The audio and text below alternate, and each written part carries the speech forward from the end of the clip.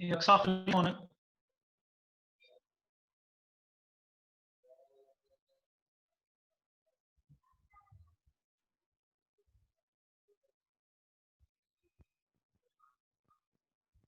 Sir class की है।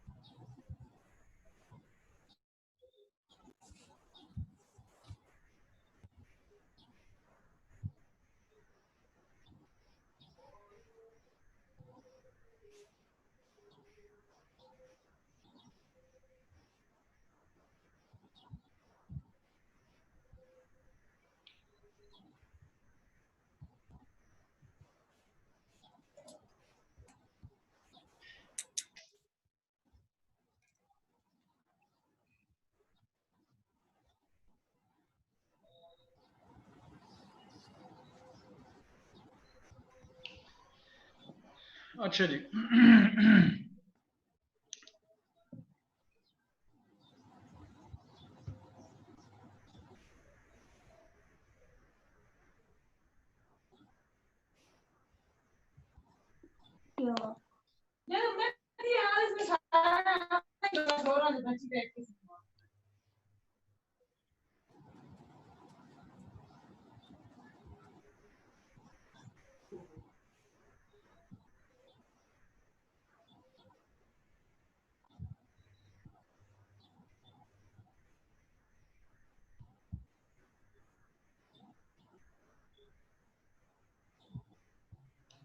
अच्छा, on 15th March,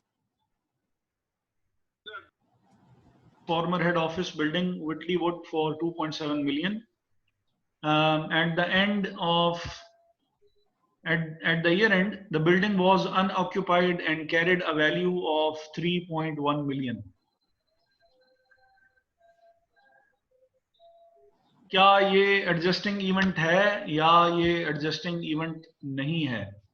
बताएंगी इकरा जावेद। इकरा जावेद, यस सर। क्या ये एडजस्टिंग इवेंट है या नहीं है?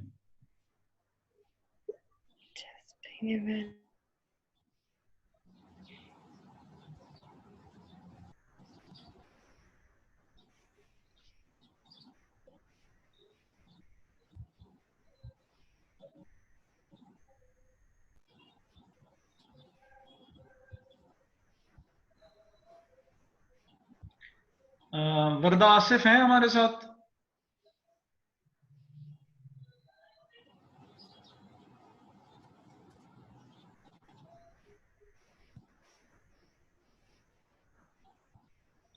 वरदा आसिफ? वरदा आसिफ नहीं है।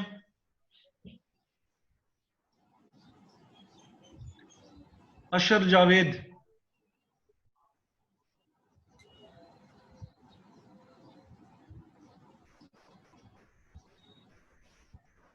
एहसन इफ्तिखार?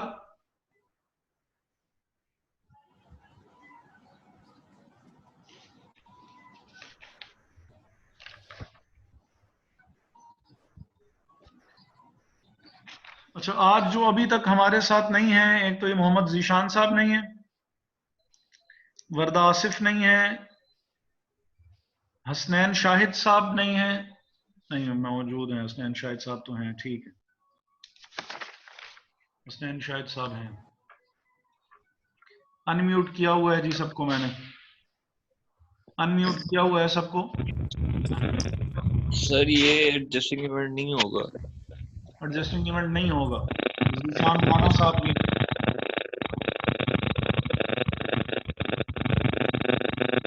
जीशान राणा?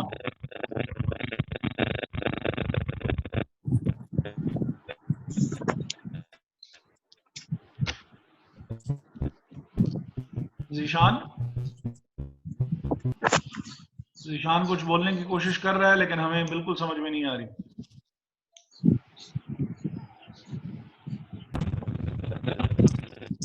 चलें जीशान, आपने बहरहाल वो करवा दिया नोट के आप हमारे साथ बहरहाल हैं, सही। अच्छा, ये नूरिया तो है ना हमारे साथ? Yes sir. जी, तो क्या ये एडजस्टिंग इवेंट होगा कि नहीं होगा? सर आप बी पूछ रहे हैं सी पूछ रहे हैं?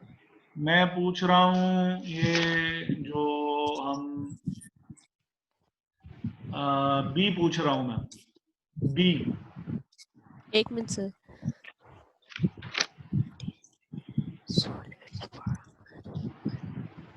मोहम्मद जुन्नुरैन साहब हैं हमारे साथ? सर ये नॉन एडजस्टिंग इवेंट है। नॉन एडजस्टिंग इवेंट है। जुन्नुरैन साहब हैं हमारे साथ या नहीं है? अनम्यूट किया हुआ है सबको। नो सर, नहीं है। ठीक हो गया। और हमारे साथ अशर जावेद साहब भी नहीं है, एहसन इफ्तिखार साहब नहीं है, सरदार उमर शफीक साहब नहीं है।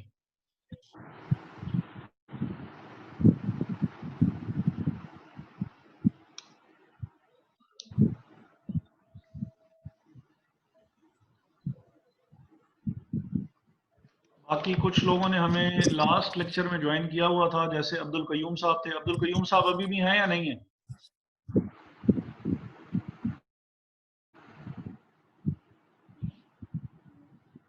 अब्दुल कयूम साहब इस मीटिंग में नहीं हैं। अच्छा, चलें।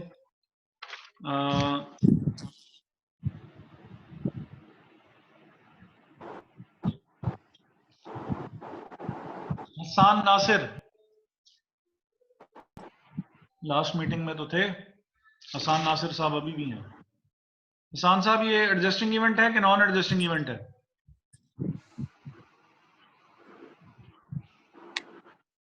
हसान नासिर साहब का माइक काम नहीं कर रहा है। ठीक है, ठीक हो गया। अक्सा खालिद,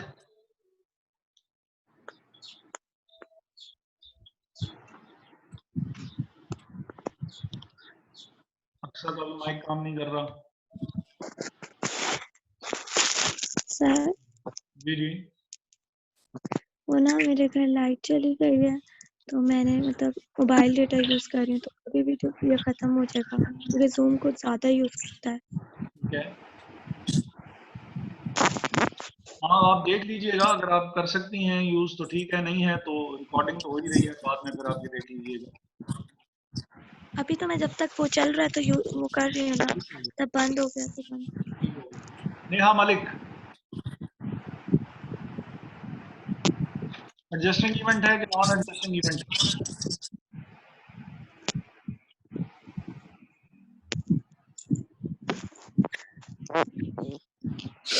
नेहा है हमारे साथ?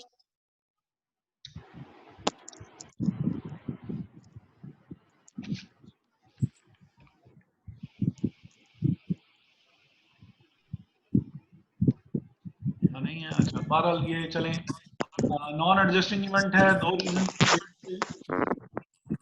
नंबर वन, सर जी जी, सर ये इसने बिल्डिंग इसको बेची है 2.7 मिलियन की, लेकिन बिल्डिंग अनऑक्युपाइड कैसे सर ईयर एंड पे? जिस बंदे ने ली है वो उस बंदे ने अभी तक जो है वो उसमें कुछ अपना काम जो है वो शुरू नहीं किया। उसकी रीजंस बहुत सी हो सकती हैं। ये भी हो सकता है कि इसने फैक्ट्री बनाई हुई हो और उसने वहां पे यूनिवर्सिटी बनानी है, तो ऑब्वियसली फैक्ट्री को पहले गिरा के वहां पे दोबारा सारा काम करना पड़ेगा। तो वो क्योंकि उसका पर्पस फुलफिल नहीं कर रही, तो बिल्डिंग अनऑक्यूपाइड ही होगी। सर और मैं बताऊं इसका आंसर? सर वो अनऑक्यूपाइड जो है बिल्डिंग, वो तो उसने 2.7 मिलियन की उसने बनाई थी ना, तो अब उसकी जो प्राइस है वो एक उसकी वैल्यू 3.1 मिलियन इंक्रीज कर गई है उधर से। ठीक है, लेकिन हम तो बेच चुके हैं ना, हम तो बेच चुके हैं। अब उसकी वैल्यू जो है वो 3.1 हो कि 3.5 हो या जितनी भी हो, हमें उससे कोई गर्ज रह नहीं जाती, क्योंकि वो चीज हम बेच चुके हैं। तो जब यस हम सर, हमारे पास तो वही आएंगे ना, हम ये तो फिर नॉन एडजस्टिंग होगा। नॉन एडजस्टिंग है, उसकी रीजन ये भी है कि मेन रीजन जो उसकी है वो ये है कि हमने उसको साल खत्म होने के बाद बेचा है, 31 मार्च को बेच रहे हैं, ठीक है, जो कि ईयर एंड के बाद की डेट है। तो हमें उससे गर्ज नहीं रह जाती कि जो एसेट है वो एसेट उसकी वैल्यू जो है वो कितनी है और वो आगे जाके कितनी हो जाएगी। तो just for this sole reason मैं कह दूंगा कि ये हम लोग जो है वो इसको रिकॉर्ड नहीं करेंगे, एडजस्ट नहीं करेंगे। ठीक है जी। अच्छा, सही है सर। नेक्स्ट जो है वो है कि तो ये वाला जो है ये हो गया, नॉन एडजस्टिंग इवेंट हो गया।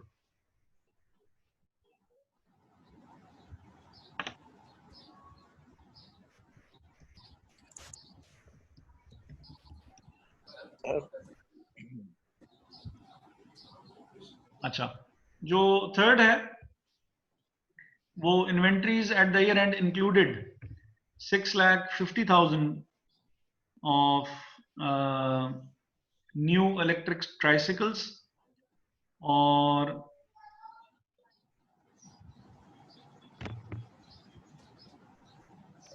अच्छा new electric tricycles, the the ओपेंसी, हाँ ये उसका मॉडल का नाम होगा।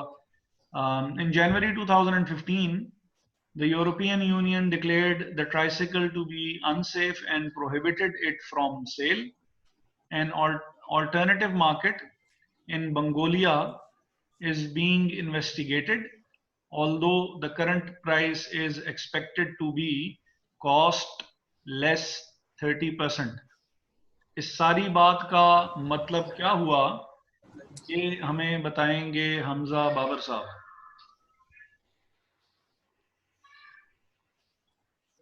सर इसमें ये सर उनके पास जो इन्वेंट्री ईयर एंड पे वो ट्राइसिकल्स की वो 650,000 की है, लेकिन अब जो इन्वेंट्री का प्रोडक्ट है उसको यूरोपियन यूनियन ने वो कर दिया है, बैन कर दिया है कि वो अनसेफ है और उसको प्रोहिबिट कर दिया है सेल से। यानी कि उनकी जो इन्वेंट्री है वो एक तरह से आप कह सकते हैं कि वो ज़ाया हो गई है। और जो अल्टरनेटिव मार्केट है, current price is expected to cost less। और सर मे भी इन्होंने यहाँ पे ये भी बताया हुआ है कि बंगोलिया में कोई उनकी इस ट्राइसाइकिल की कोई अल्टरनेटिव मार्केट है। आई थिंक कोई सब्स्टिट्यूट होगा इसका, समथिंग लाइक दैट।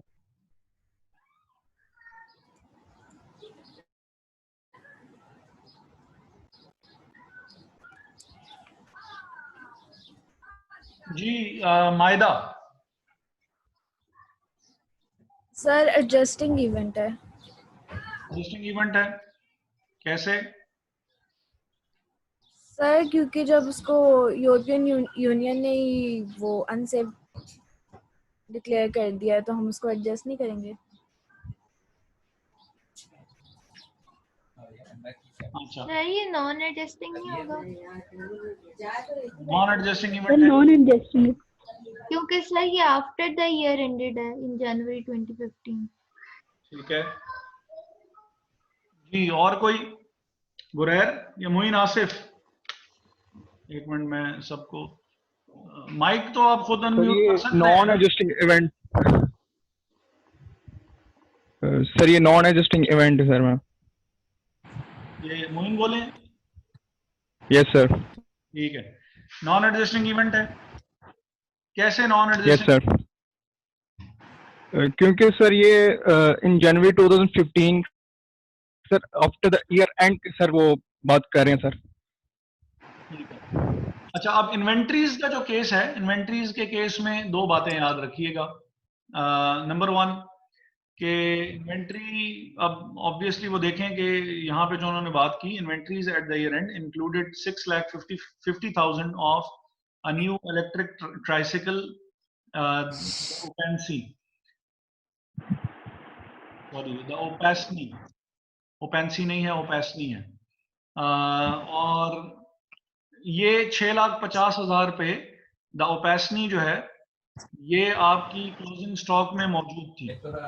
आसान अल्फाज में क्लोजिंग स्टॉक की वैल्यू 2015 जो लास्ट ईयर एंड है, क्लोजिंग स्टॉक की वैल्यू 6,50,000 थी, आसान अल्फाज में। अब हमें इस क्लोजिंग स्टॉक के बारे में, जो कि अभी तक हमने बेचा नहीं है, इस क्लोजिंग स्टॉक के बारे में हमें इंफॉर्मेशन ये मिली है कि ये क्लोजिंग स्टॉक 6,50,000 का नहीं बिकेगा। इन्वेंट्रीज रिकॉर्ड की जाती हैं कॉस्ट पे। इसका मतलब है ये 6,50,000 जो होगी, ये 6,50,000 इसकी कॉस्ट वैल्यू है। और क्योंकि इसके ऊपर बैन लग चुका है और हम बंगोलिया में नई मार्केट जो है वो हम ढूंढ रहे हैं, लेकिन वहां पे जो हमारी सेलिंग प्राइस होगी या जो हमारी एनआरवी है, एनआरवी इज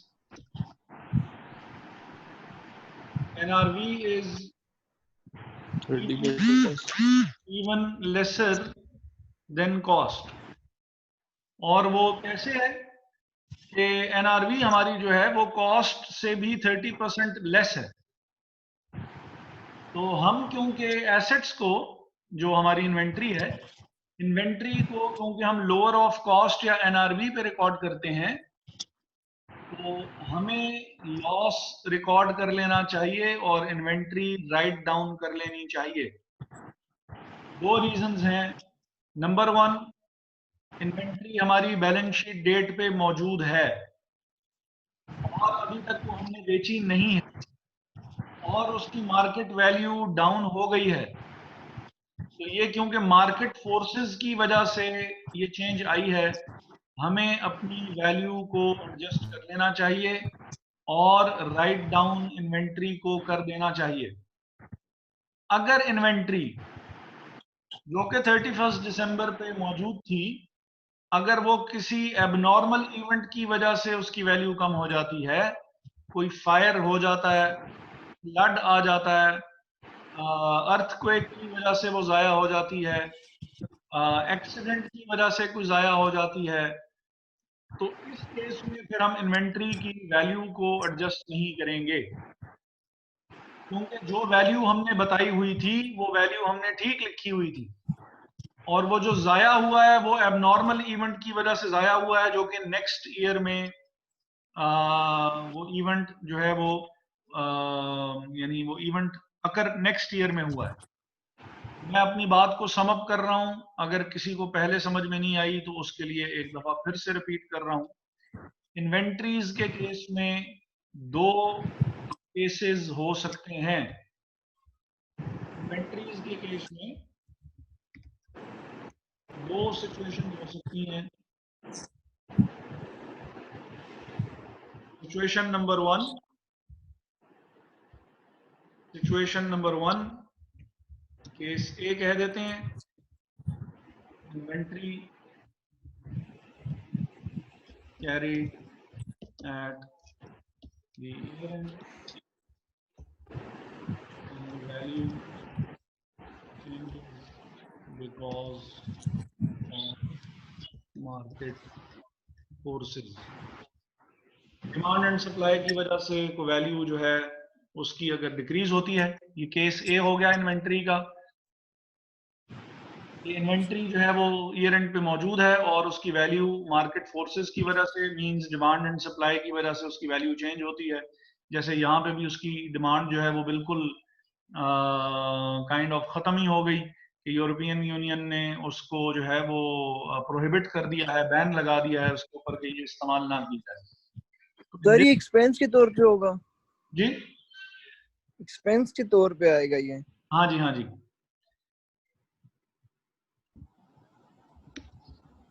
सर ये लॉस नहीं होगा वैसे? बिल्कुल लॉस है, बिल्कुल लॉस है, लेकिन लॉस इस केस में भी हो सकता है, लॉस एक और केस में भी हो सकता है जो कि अभी मैं नीचे लिखने लगा हूं। The value that we have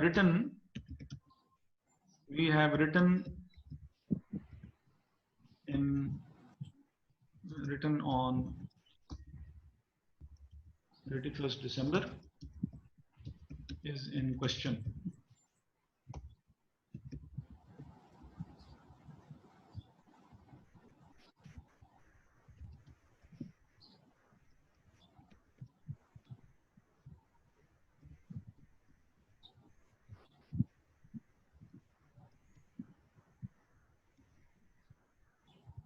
अब क्योंकि सर जी जी इन इन्वेंटरीज को हम लोग कंप्लीटली राइट ऑफ कर देंगे या इसकी 30% वैल्यू राइट ऑफ सिर्फ 30% वैल्यू जो है जो वो डिक्रीज हुई है? 6,50,000 में से 6,50,000 में से जो है 55 है।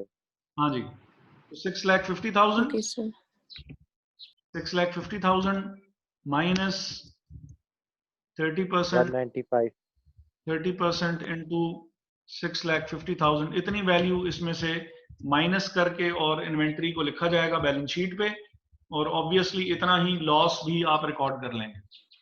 लेकिन याद रहे कि मार्केट फोर्सेस की वजह से वैल्यू चेंज हुई है, इसका मतलब है कि जो आपने बैलेंस शीट पे वैल्यू लिखी हुई है वो वैल्यू ही गलत वैल्यू है। तो हम एडजस्टमेंट इस वजह से कर रहे हैं कि हमने जो वैल्यू लिखी हुई है वो वैल्यू ही गलत है। Case number 2। सर जी जी सर एक चीज पूछनी थी कि जब भी कोई नई चीज मार्केट में लॉन्च होती है तो उसकी टेस्टिंग होती है, उन्होंने टेस्ट तो किया होगा, या ये हो सकता है कि ये मतलब अगर लोगों ने पसंद नहीं की, उन्होंने बाइसिकल किया, तो ये भी हो सकती है कि वो बहाना लगा रहे हो कि हमने ये अनसेफ है तो हमने ये नहीं, हो सकता है इस तरह मतलब। एक दफा फिर से बोलेंगे जरा प्लीज, आपकी आवाज थोड़ी सी आहिस्ता आ रही है असल में। तो केस ये है कि सर ये इधर कह रहे हैं ना कि मतलब उन्होंने डिक्लेयर किया है कि बाइसिकल जो है अनसेफ हैं, ठीक है, या वो लोगों को पसंद नहीं है, वो चाह रहे हैं कि मतलब हम ये जो है वो ना लें, ठीक है, तो जो यूरोपीय यूनियन वाले वो ये कह रहे हैं कि मतलब बहाना लगा के टरखाने वाली जो बात आ जाती है कि टरखा रहे हैं उस चीज को कि मतलब जान छूट जाए, सर वो ये चाह रहे हैं इसमें कि मतलब अगर ये इस तरह की कोई सिचुएशन अगर आ जाती है कि वो लेना ही नहीं चाह रहे, तो वो अगर वो इन क्लियरली वो मना करना चाह रहे हैं उनको। देखिए अगर तो वो लेना ही नहीं चाह रहे होंगे ना, अगर वो लेना ही नहीं चाह रहे और बाइक कहीं बिक ही नहीं सकती, तो फिर तो हम कह देंगे कि ये बाइक जो है वो टोटली वो हो गई है, टोटल लॉस हो गया, 6,50,000 का 6,50,000 लॉस हो गया। अब ये बिक ही नहीं सकती, तो जब ये बिक नहीं सकती तो इसका मतलब है ये सारा लॉस हो गया। हमारे ऊपर बैन लगा है कि आप ये चीज बेच नहीं सकते हैं क्योंकि ये अनसेफ है। अब वो अनसेफ क्यों है और उसके ग्राउंड्स क्या हैं, वो बहुत ज्यादा डिटेल में ऑब्वियसली दो से तीन लाइनों में तो वो नहीं समझा सकते। बस उन्होंने ये वो किया कि ये बाइक बेची नहीं जा सकती, अनसेफ है, इस वजह से हम इसको यानी उस मार्केट में तो हम बेच ही नहीं सकते। जो क्लोजेस्ट पॉसिबल जो हमारे पास ऑल्टरनेटिव है उधर ये चीज बिक तो जाएगी, लेकिन बिकने में ऑब्वियसली उस वैल्यू पे नहीं बिकेगी जो कि वैल्यू हमें यूरोपियन यूनियन में मिल रही थी।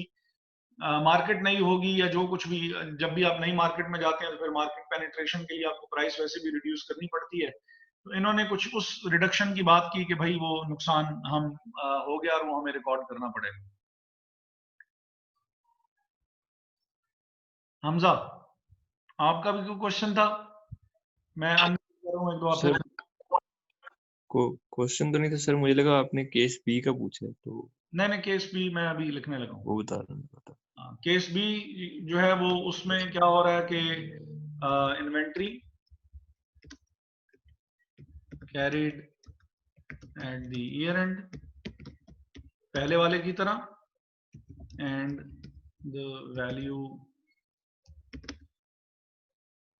changes because of natural calamity। कोई हादसा हो गया, कोई for example fire, flood etcetera, ठीक है, और उसकी वजह से वैल्यू चेंज हुई, तो in this case no adjustment should be made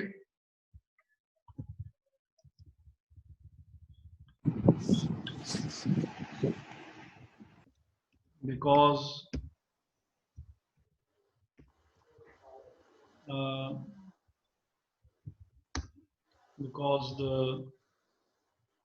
the value that we have presented on balance sheet is correct and it changed because of abnormal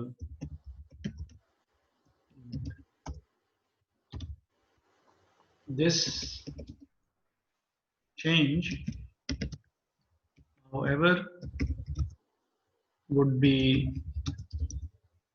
presented as a loss, as an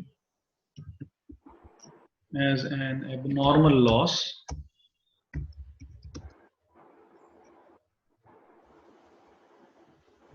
in which it happened। Previous year की figures को छेड़ने की जरूरत नहीं है, बल्कि जिस year में वो एबनॉर्मल लॉस हुआ है उस ईयर की फिगर्स में उसको एबनॉर्मल लॉस के तौर पे रिकॉर्ड करेंगे। यानी ऐसा नहीं करना, मेरी बात सही है, गलत मतलब बिल्कुल मत लीजिएगा कि अगर कोई वो हो जाए नेचुरल कैलेमिटी की वजह से, अगर वो हो इन्वेंट्री की वैल्यू चेंज हो तो हमें उसे बिल्कुल ही नहीं छेड़ना चाहिए। मैं हरगिज ये बात नहीं कर रहा हूं, मैं ये कह रहा हूं कि प्रीवियस ईयर की फिगर्स में इस किस्म के इवेंट को एडजस्ट नहीं करना चाहिए। ऊपर वाले इवेंट में हमने क्या किया कि प्रीवियस ईयर की फिगर्स को हमने चेंज किया, क्योंकि जो वैल्यू इन क्वेश्चन थी वो value in question market forces की वजह से चेंज हुई और हमने ठीक नहीं लिखी हुई थी। लेकिन इस केस में हम लोग जो है जी सुबह से नस नस के अंदर आवाज सुनी है। अच्छा चलें ठीक है, अच्छी बात है। सर वो अच्छा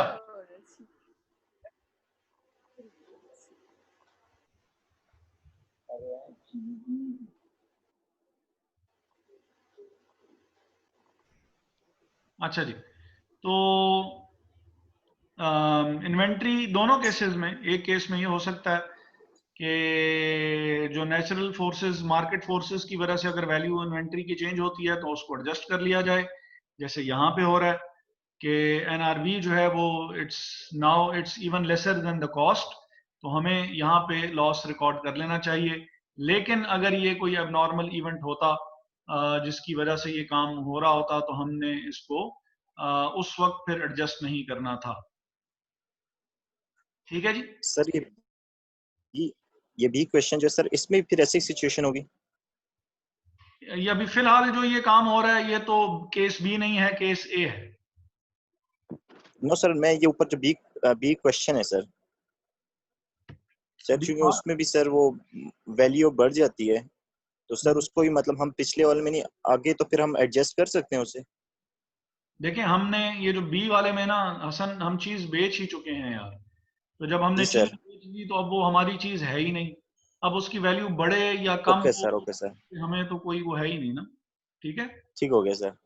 अच्छा अगर बेची ना होती ना और फिर कोई एडजस्टमेंट उसकी हो रही होती तो चलो हम फिर सोच सकते थे, लेकिन अब सर क्योंकि अगर कॉन्ट्रैक्ट हो जाता कि मतलब मैं आपको मतलब बेच रहा हूँ, ये एक किस्म का पहले हमारा कॉन्ट्रैक्ट हो जाए और इसी तरह भी हमने कंप्लीट वो मतलब उसने मनी पे नहीं की तब तक, तो सर उस टाइम क्या सिचुएशन होगी? अगर हमने चीज उसको बेच दी है लेकिन सिर्फ अमाउंट अगर हमें नहीं मिली। सर मतलब अभी अभी हमने एक कॉन्ट्रैक्ट कर लिया पहले से आपस में कि ये मैं आपसे लूंगा ये वाली जमीन, ठीक है, और ये इसी मनी जो हमारे पास 2.4 थी, 2.4 मिलियन है जो भी है सर, कि मैं इस पे लूंगा आपसे, और फिर उसके बाद इसी तरह टाइम गुजर जाता है और मैंने कंप्लीट मनी पे नहीं की, तो सर तब भी यही सिचुएशन होगी? तब भी सेम सेम सिचुएशन यही होगी। चीज बेचने का मतलब ये है कि आपने रिस्क और रिवॉर्ड्स ट्रांसफर कर दिए उसके। बेचने का, सेल ओके का सर। मतलब ये है, सेल ट्रांजैक्शन होगी ही तब जब आप रिस्क और रिवॉर्ड्स ट्रांसफर कर दें कि भाई अब ये चीज मेरी रही नहीं है, फायदा होगा तो भी आपको होगा, नुकसान होगा तो भी आपका ही होगा, मेरा उससे कोई लेना देना नहीं। ठीक है, तभी ओके उसको सर, सेल ट्रांजैक्शन कहते हैं। ठीक हो गया। अच्छा, तो ये इसका मतलब है कि एडजस्टिंग इवेंट है और लॉस हम रिकॉर्ड कर लेंगे, ये जो ऊपर हमने केस ए में लिखा हुआ है इतनी अमाउंट के बराबर। ठीक हो गया। अच्छा, डी में फिर वो कह रहा है कि stingy incorporation, a subsidiary in outer Sonning was nationalized in February 2015. The outer Sonning authorities have refused to pay any compensation. The net assets of Stingy Incorporation have been valued at 2 lakh at the year end. अब next year में February 2015 और हम इस वक्त जो है वो 31 दिसंबर 2014 में वो नेशनलाइज कर लिए गए हैं। नेशनलाइज करने से क्या मतलब क्या होता है? नेशनलाइज करना किसको कहते होते हैं? गवर्नमेंट के कंट्रोल में आ गए। गवर्नमेंट के कंट्रोल में आ गई और उन्होंने उसको एक्वायर कर लिया, गवर्नमेंट ने वैल्यू लगाई उनके एसेट्स की और उनको पे करके और उसको शामिल कर लिया गवर्नमेंट ने अपने पास। और जो हमारे पास प्राइवेटाइजेशन होती है, प्राइवेटाइजेशन में ये होती है कि गवर्नमेंट अपने एसेट्स को आपको बेच देती है।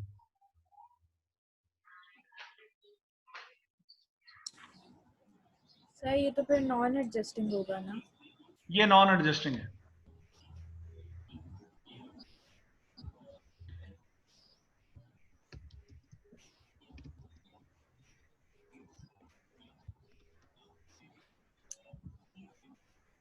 क्योंकि वैसे भी जो एक्विजिशन हुई है वो साल के बाद हुई है, तो ये नॉन एडजस्टिंग इवेंट होगा।